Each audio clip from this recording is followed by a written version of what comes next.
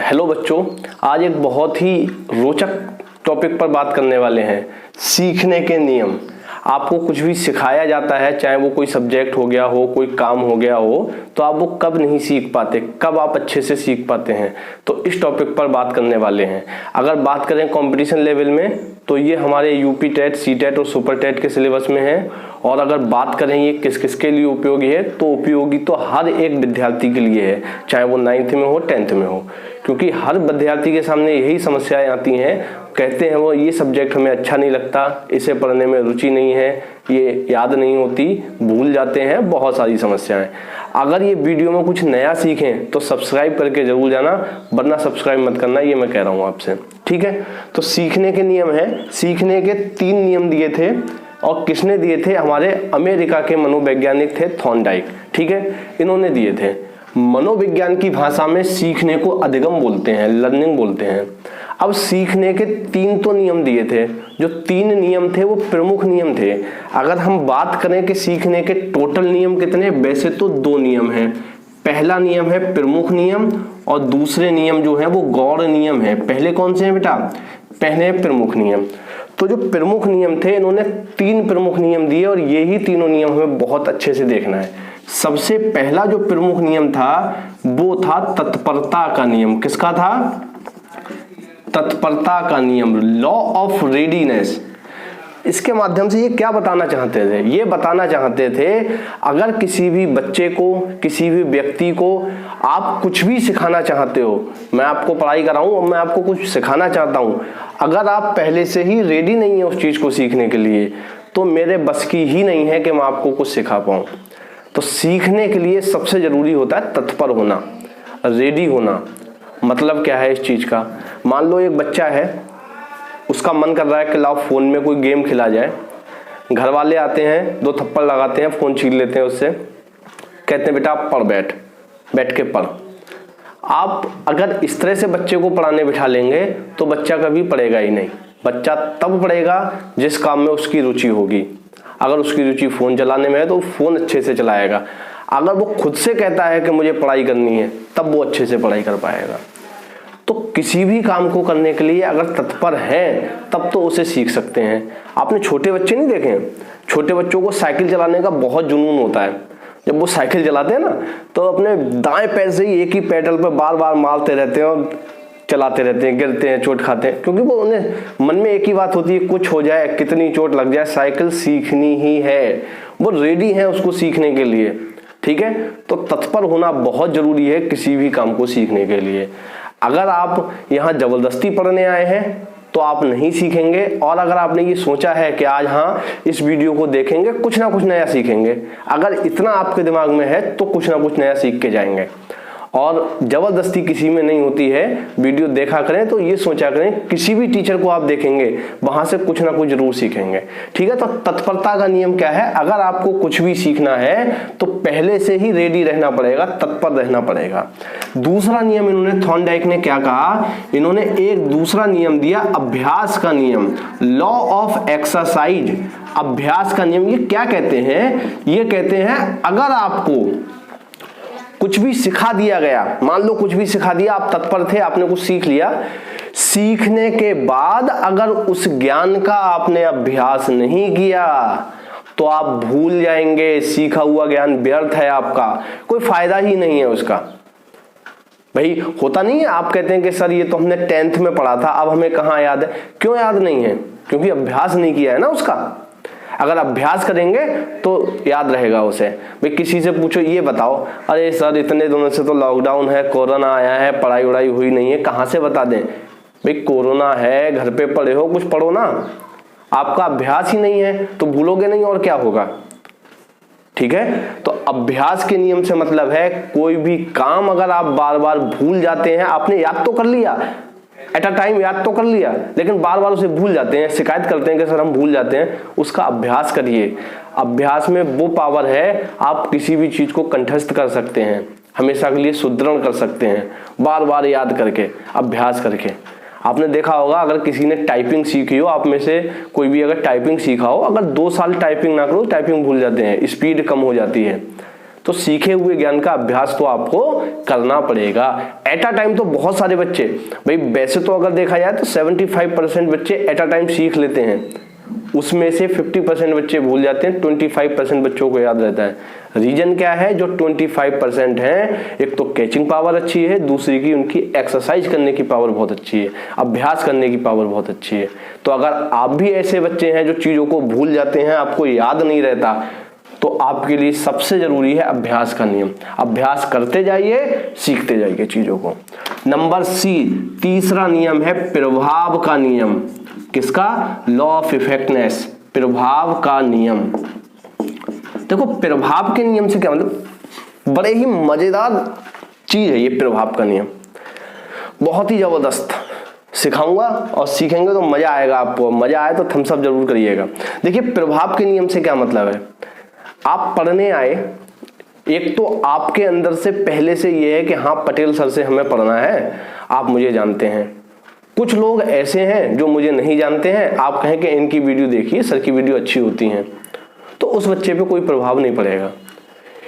एक ऐसा टीचर है जिस टीचर की बातें बच्चों को समझ में आती हैं, बच्चे उस टीचर को प्यार करते हैं, अगर वो टीचर क्लासरूम में जाके बच्चों को पढ़ाएगा तो बच्चों पर उस टीचर का प्रभाव बहुत ज्यादा पड़ेगा।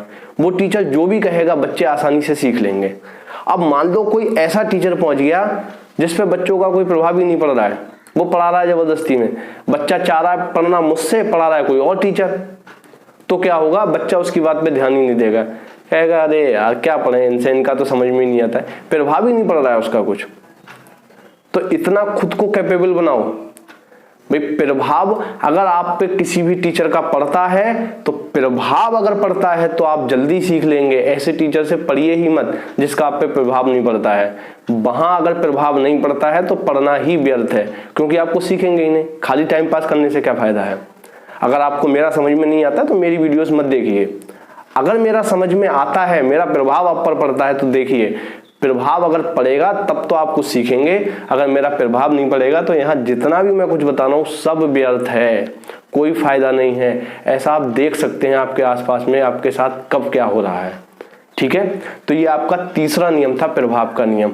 उम्मीद है कि तीनों बड़े अच्छे से समझ गए होंगे। 1 मिनट में जल्दी से बताता हूँ।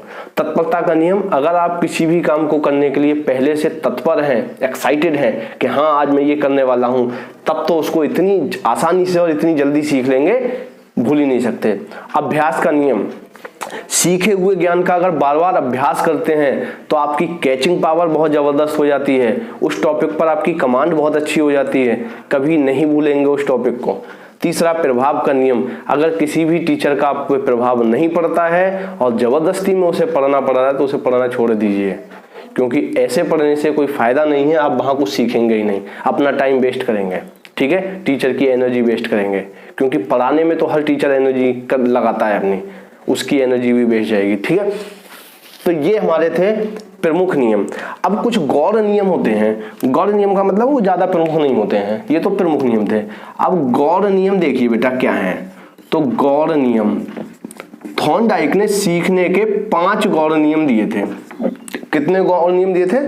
5 गौड़ नियम लिए थे। सबसे पहला जो गौड़ नियम है, देखो एक एक करके सारी बातें समझेंगे।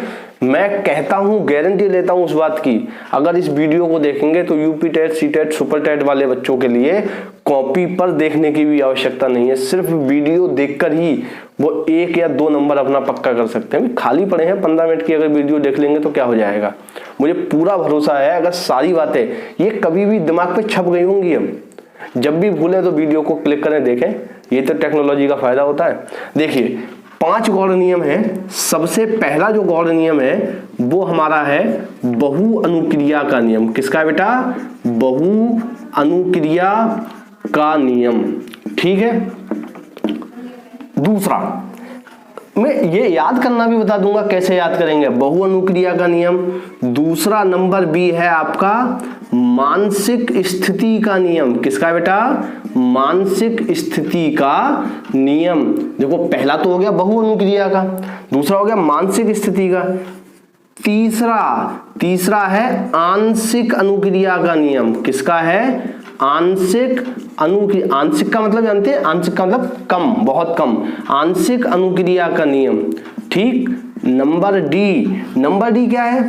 नंबर डी है समानता का नियम। एक एक करके सारी बातें समझेंगे, मुझे पूरा भरोसा है अगर आप वीडियो अंत तक देखेंगे तो ये चीजें आपको ऐसे रट जाएंगी, आपको कॉपी पलट के भी देखने की जरूरत नहीं है। और इम्पोर्टेंट तो हर किसी के लिए है, आप कोई भी क्लास के स्टूडेंट हैं, अगर आप कुछ भी पढ़ना चाहते हैं, सीखना चाहते हैं, तो इतनी बातें अगर आप याद रखेंगे तो आप बहुत बेहतर सीख सकते हैं, क्लास में अच्छी परफॉर्मेंस ला सकते हैं। ठीक है, अगला कौन सा है हमारा? समानता का नियम। और लास्ट और है वो है साहचर्य परिवर्तन का नियम। साहचर्य परिवर्तन का नियम। देखिए एक एक करके सारे नियम समझते हैं। इन्हें याद कैसे करेंगे? याद करने की मैं एक बेसिक ट्रिक बता दूंगा, उससे याद हो जाएगा। देखिए सबसे पहला है बहु अनुक्रिया का नियम। बहु अनुक्रिया का क्या मतलब है? बहु का मतलब होता है बहुत सारा, अनुक्रिया का मतलब होता है क्रिया करना। आपके सामने कोई एक समस्या उत्पन्न कर दी जाए, उस समस्या के समाधान के लिए आप बहुत सारी क्रियाएं करेंगे। भाई इतने होशियार तो आप हैं नहीं कि आपको समस्या दी एक ही बार में उसे सॉल्व कर दिया। होते हैं, ऐसा भी होता है, कोई समस्या छोटी है, मैंने कोई ऐसी समस्या आपको दे दी जिस समस्या का समाधान आपसे एक बार में नहीं निकल रहा है, तो आप उसके लिए क्या करोगे? एक तरीका तो ये आप थक के हार के बैठ जाओगे, मेरे बस की नहीं है, मैं इसमें अपना टाइम व्यर्थ करना ही बेकार है। दूसरा क्या है? जो चाहता है सीखना, तो सीखने के लिए क्या है, आपको अलग अलग तरीके अपनाने पड़ेंगे, बहुत सारी क्रियाएं करनी पड़ेंगी। कभी ये करके देखो, नहीं हुआ ये करो वो करो, तो बहुत सारी क्रियाएं करके अगर कुछ भी सीखते हो तो बहुत अच्छा सीखते हो। बहु अनुक्रिया का मतलब है आपके सामने कोई समस्या आई, आपने बहुत सारी क्रियाएं की, उस समस्या का समाधान ढूंढ लिया, तो वो कहलाएगी बहु अनुक्रिया का नियम। ठीक है। दूसरा है मानसिक स्थिति का नियम। अगर आपकी मानसिक स्थिति ठीक है तब आप किसी काम को बहुत अच्छे से सीखेंगे। अगर मानसिक स्थिति ठीक नहीं है तो किसी भी काम को सीखने में आपको दिक्कत आएगी। मानसिक स्थिति से क्या मतलब है? मानसिक स्थिति से मतलब है, मान लो आप रात के 2 या 3 बजे सोए, सुबह 5 बजे उठ गए, अब आपसे कोई कहे पढ़ो, तो उस समय सिर इतनी तेजी से घूम रहा होता है, दिमाग में इतनी सारी टेंशन होती हैं नींद की वजह से, उस टाइम आप कुछ भी नहीं सीख सकते। या आपको किसी भी तरह की प्रॉब्लम है, चाहे वो फैमिली प्रॉब्लम हो सकती है, आर्थिक प्रॉब्लम हो सकती है, किसी भी तरह की अगर आपके अंदर प्रॉब्लम है, पहली बात तो सीखते वक्त सारी प्रॉब्लम एक तरफ, अगर प्रॉब्लम किसी भी तरह की मानसिक स्थिति रहेगी आपकी तो आप नहीं सीख पाएंगे। मानसिक स्थिति ठीक बहुत होनी जरूरी है, इसीलिए कहते हैं मेडिटेशन कीजिए। मेडिटेशन करने से क्या होता है? माइंड की पावर बढ़ती है, योगा करने से एकाग्रता बढ़ती है। तो इन चीजों से मानसिक स्थिति ठीक होती है, ऐसा करने वाले लोग अच्छा और जल्दी सीखते हैं। ठीक है। नंबर सी है आंशिक अनुक्रिया का नियम। आंशिक अनुक्रिया का क्या नियम है? आपके सामने कोई समस्या आई और आपने अपनी बुद्धि लगा के उसको बहुत कम प्रयासों में अगर सॉल्व कर दिया तो वो आंशिक अनुक्रिया का नियम कहलाएगा। जैसे क्या हुआ, आपकी कोई गेट है, गेट के बाहर गेट पे खिड़की लगी हुई है आपके रूम में, और रूम के बाहर कुछ भी आपका गिर गया और रूम में आपके डंडे रखे हुए हैं। एक तरीका क्या है, आप जाओ और वहां इस तरह से हाथ डालो उसके अंदर और उसको निकालने की कोशिश करो, तो वो ऐसे आसानी से निकलेगा नहीं। ठीक, तो एक तरीका तो ये हो गया, आप गए, आपने हाथ डाला, नहीं निकला, दोबारा डंडा लेके आए, डंडा छोटा पड़ गया।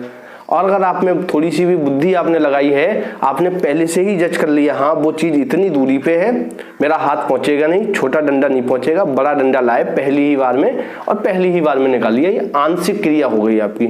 बहुत कम प्रयास किया और निकाल दिया, यानी कि अपनी बुद्धि से अगर प्रयास किया जाए तो निकाल सकते हैं। समानता का नियम, अगर आपके सामने कोई ऐसी समस्या आई है जो पहले भी आ चुकी है, यानी कि समान समस्या है, तो समान अगर समस्या है तो उसको आप आसानी से सॉल्व कर सकते हो। मान लो आप मैथमेटिक्स कर रहे हैं, ठीक है, मैथमेटिक्स में क्या होता है, बीच में कहीं कैलकुलेशन गड़बड़ हो जाती है। अगर कहीं पहले भी इसी तरह की कैलकुलेशन गड़बड़ हुई होती है तो आपको पता होता है कि मिस्टेक कहाँ हुई होगी। ठीक है, अगर समान एक जैसी समस्या होगी तो समानता के नियम में यह है, अगर समान समस्या है तो आप उसे आसानी से सॉल्व कर सकते हैं। ठीक है, साहचर्य परिवर्तन का नियम। साहचर्य परिवर्तन का नियम क्या है? साहचर्य परिवर्तन का मतलब है संबंध स्थापित करके अगर आप किसी भी समस्या को सुलझाते हैं तो वो साहचर्य परिवर्तन का नियम कहलाता है। ये गौड़ नियम हमारे 5 हैं। अगर किसी को याद करने हैं कि याद कैसे रखें 5, ये तो 3 याद हो जाते हैं, तो 5 याद करने के लिए क्या है, एक किसी लड़के की शादी हुई, शादी होने के बाद वो क्या लेकर आया? बहू रानी, प्यारी सी बहू रानी लेके आया वो। ठीक है, और जो नई नई बहू आती है उसके दिमाग बहुत ज्यादा चढ़े रहते हैं, यानी कि मानसिक स्थिति, बहू की मानसिक स्थिति कैसी है? बहुत ज्यादा खराब है भाई। वो सास ससुर को बहुत उल्टा सीधा सुनाती है, पति की बात नहीं मानती है।